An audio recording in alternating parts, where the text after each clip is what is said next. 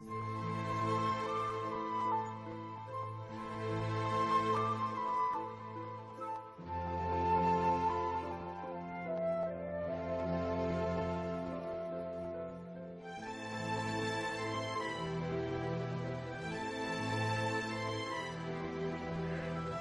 என் இந்திய நாடு. உண்ண உணவு, உடுக்க உடை, இருக்க இருப்பிடம் இவை அனைத்தும் கிடைக்காமல் வறுமையிலும் ஒருமையாய் வாழுமே தொழிலாளர் வர்க்க தோழர்கள் வாழுமிடம். பசி, இந்த ஒரே வார்த்தையில் அடக்கிவிடலாம் என் மக்களின் போராட்டத்தை. முதல் போட்ட ஒரே காரணத்திற்காக முதலாளியாய் இருக்கும் ஆளும் வர்க்கமே வியர்வை சிந்தி, ரத்தம் சிந்தி, கண்ணீர் சிந்தி, மாடாய் உழைத்தும் இன்னும் ஏழையாய் இருக்கும் என் தொழிலாளர் அடிமை வர்க்கத்திற்கு என்ன பதில் கூறப்போகிறாய்? உன் பதிலில் ஏழையின் வயிறு கூட நிறையாது. பின்னர் எங்கே அவனது மனது நிறையப் போகிறது? இறுதியில் ஆராய்ந்து பார்த்தால் தேசிய போராட்டம் என்பது வர்க்க போராட்டம் தழுவிய ஒரு விஷயம்.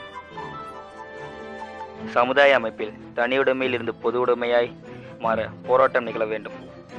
உலக தொழிலாளர்களே தைரியமாக இருந்து துணிந்து போராடி கஷ்டங்களை துஷ்டமாக மதித்து அலையலையாக முன்னேறுங்கள். அப்பொழுதுதான் உலகம் முழுவதும் தொழிலாளருக்கே உரியதாகும். எல்லா விதமான பிசாசுகளும் நிச்சயம் ஒழிக்கப்பட வேண்டும். இதோ நான் மக்கள் ஜனநாயக சர்வ அதிகாரம் கிடைக்க போராடிய ஒரு சாதாரண கடைக்கோடி குடிமகன் நான். ஆனால் இன்று ஆளும் வர்க்க ஓநாய்களின் பிடியில் மாட்டி பலியாடாய் கிடக்கும் அடிமை நான். உழைக்கும் மக்களுக்காக புரட்சி செய்த என்னை என் மக்களை கொண்டே ஒடுக்க நினைத்து விட்டென்ற முதலாளித்துவவாதிகள். போராட்டம் ஒன்று வெடிக்க வேண்டும், புரட்சி ஒன்று எழ வேண்டும், விடியல் ஒன்று காண வேண்டும், தொழிலாளர்கள் கனவுகள் மெய்ப்பட வேண்டும், அடிமை முறை அழியப்பட வேண்டும். இது இந்திய அடிமை பட்டியலில் இருக்கும் கடைசி 2 அடிமைகளின் கதை.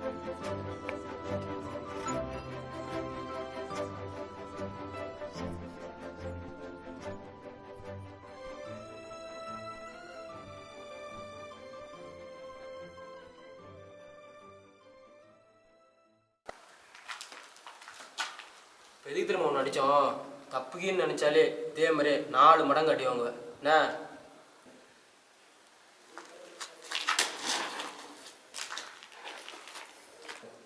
தம்பி, நான் பத்திரமா பார்த்துக்கோ. நான் தப்பிச்சேன்னா காலி.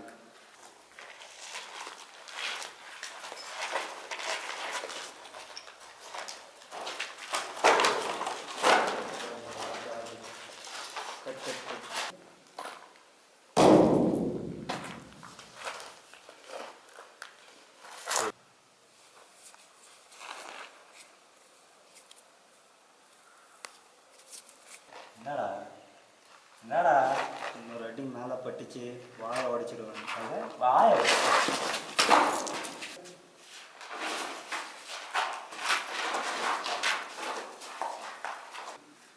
இதுதான்டா நானே எதிர்பார்த்தேன். அடா டேய் அடா.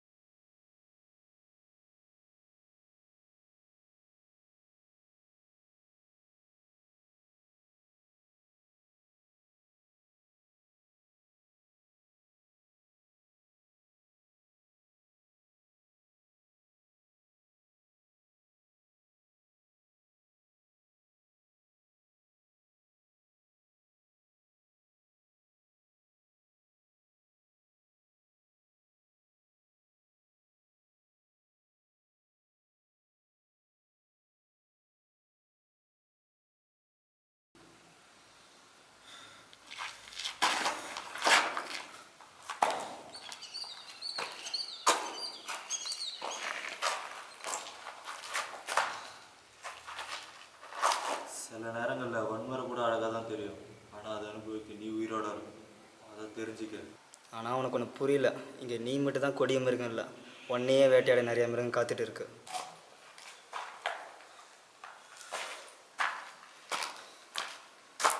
டேய் உனக்கு என்ன பார்த்தா பயமா இல்லையாடா? பயமா? உன்னை பார்த்தா எனக்கு சிரிப்பு தான் வருது. நான் உனக்கும் சேர்த்து தான் போகிறாரு, ஆனால் அது உனக்கு தெரில. இதுதான் இந்த நாட்டோட சாபக்கேடு. ஏய் இருறா, எனக்கு இந்த நாட்டை பற்றியெல்லாம் கவலை இல்லை. என்னை பற்றி தான்டா கவலை. ரோட்டில் 10 ரூபா கிடந்தா அதை திரும்பி பார்க்க 100 பேர் இருக்கான். ஆனால் 10 வயசு பையன் ரோட்டில் தனியாக நின்று ஆதரவு இல்லாமல் நின்னா அதை திரும்பி பார்க்க ஒருத்தவங்க கூட இல்லை. சல்லி பைசாக்கு பெறாத நாட்டை வச்சு நீயே கட்டினாடா. எனக்கு புரியுது நீயும் பாதிக்கப்பட்டிருக்குன்னு, ஆனால் உன்ன மாதிரி ஆளுங்க உருவாகக்கூடாது தான் நான் போராடுறேன். அது உனக்கு தெரிலல்ல? ஆனால் நான் உருவாக்கிட்டேனே, என்ன எவனும் தடுக்கலையே. நீ நினச்சா உன்ன மாதிரி உருவாகாமல் 100 பேர்த்து தடுக்கலாம். எதுக்கு என்ன எவனா உருவாகாமல் தடுத்தானா? எனக்கு 4 வயசு இருக்கும். எங்கள் அப்பா அம்மா யாருன்னு கூட எனக்கு தெரியல. இந்த மௌனை அந்த மௌனன்னு சொன்னானுங்க. பசி என்ன பண்ணுறதுன்னே தெரியல. பிச்சைன்னு சொன்னானுங்க தவிர ஒருத்தவனும் காசு போடல. திருடான்னு சொல்லி அடிச்சானுங்க. எதுக்கு திருடன்னு ஒருத்தவனும் கேட்கல. இந்த கேவலமான உலகத்தில் ஒன்று மட்டும் தெரிஞ்சுக்கிட்டேன். வயிற்றுக்காக என்ன வேணா பண்ணாங்க. காசு கொடுத்தா போதும், என் அப்பனா இருந்தாலும் செய்வேன். நீ சொன்னியே இந்த காட்டில் அது ஒன்றுதான் முக்கியம். உன்ன மாதிரியே தான் என் வாழ்க்கை. எங்கள் அம்மா ஒரு பிளாஸ்டிக் போன வருஷம் தான் எச்சை வந்து இறந்தாங்க. அதுக்கு முன்னாடி எனக்கும் இந்த நாட்டை பற்றி கவலை இல்லை தான். ஆனால் அதுக்கப்புறம் இந்த வாழ்க்கை எனக்கு நிறைய கற்றுக் கொடுத்துருச்சு. எங்கள் அம்மா அடிக்கடி ஒன்று சொல்லுவாங்க, இந்த நாடு வந்து ஒரு விபச்சாரின்ட்டு. முதல்ல ரன்னர்கள் இருந்துச்சு, அடுத்து ஆங்கிலேயர் வந்துச்சு, அதுக்கப்புறம் அரசியல்வாதிங்க, தொழில்கள், இப்போ கார்பரேட் கம்பெனி. இப்படி அது மாறி மாறி மாறி கடைசி அது வளர்த்தெல்லாம் இறந்துட்டு இருக்குது. ஆனால் ஒன்று, இப்போ இந்த நாட்டில் இருக்கிறது என்னமோ வறுமைங்கிற கூடிய நோய் மட்டும்தான். ஆனால் எங்கள் அம்மா மாதிரி இந்த நாட்டை நான் சாக விட மாட்டேன். ஏய் இந்த நாடு ஏற்கனவே செத்து போச்சுடா. இந்த நாடை எவனாலும் திருத்த முடியாது. திருத்தத்தானே முடியாது, ஆனால் மாற்றலாம்ல. டேய் உனக்கு ஒன்று தெரில. இந்த நாட்டில் பசி பஞ்சம் ஊழல் லஞ்சம் சுரண்டல் பொறாமல் இருக்கிற வரைக்கும் ஒன்றால் மட்டும் இல்லைடா, உன் அப்பனால கூட இதை திருத்தவே முடியாது. அதை முதல்ல தெரிஞ்சுக்க. நான் உங்களில் ஒருத்தன். நான் பட்ட கஷ்டத்தை இனிமேல் இந்த நம்ம தலைமுறையில் யாருமே படக்கூடாது. அதுக்காகத்தான் போராடிட்டு இருக்கிறேன். உங்களுக்கு ஒரு கஷ்டம்னா என் உயிரையும் கொடுக்க தயங்க மாட்டேன். நீ ஏன் அடுத்தவனுக்காக வாழ நினைக்கிற? உனக்காக முதல்ல வாழடா, அதுக்கப்புறம் மற்றவனுக்கு வாழலாம். உன் கண்ணில் நான் பார்த்தேன்டா, நீ பட்ட கஷ்டம், வெறி, அவமானம், பயம் எல்லாத்தையும். நான் உன்னை பார்க்குறப்ப உன்னை பார்க்கல, என்னை தாண்டா பார்த்தேன்.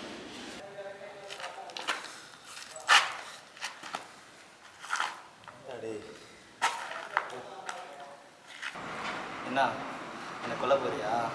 இப்படியே மண்டி படைச்சு என்னை கொண்டுறாத, நிற்க வைக்கணும். அப்படியே என் கழுத்தெல்லாம் இருக்கக்கூடாது தம்பி, நெஞ்சில் தான் சுட்டு சாவடிக்கணும்.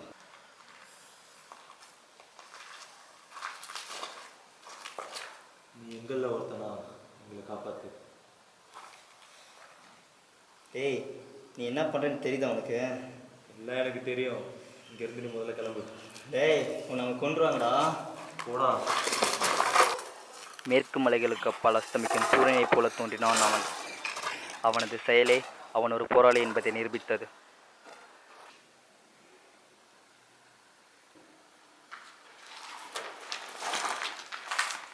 ஏடாவா? நான் அவனை போக சொல்லிட்டேன். ஏன்டா உனக்கு பைத்தியமா? பைத்தியமா? நீங்கள் தான்டா பைத்தியம். நமக்காக உழைக்கிறவனை நாமளே காட்டி கொடுக்கலாமா? நம்மளை ஆளுங்க கஷ்டப்படக்கூடாதுன்னா அவன் உயிரோட இருக்கு. அதுக்காக அவனை போக சொல்லிட்டேன். ஆனால் நீ உயிரோட இருக்க மாட்டேன். இப்போதான் எனக்கு முக்கியமான சூழ்நிலை தெரியும்.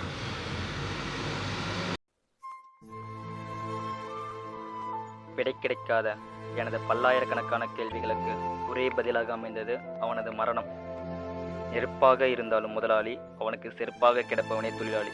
சக்தியற்று சாவதிலும் உடன்பாடு, இது கத்தியையே காதலிக்கும் விளையாடு.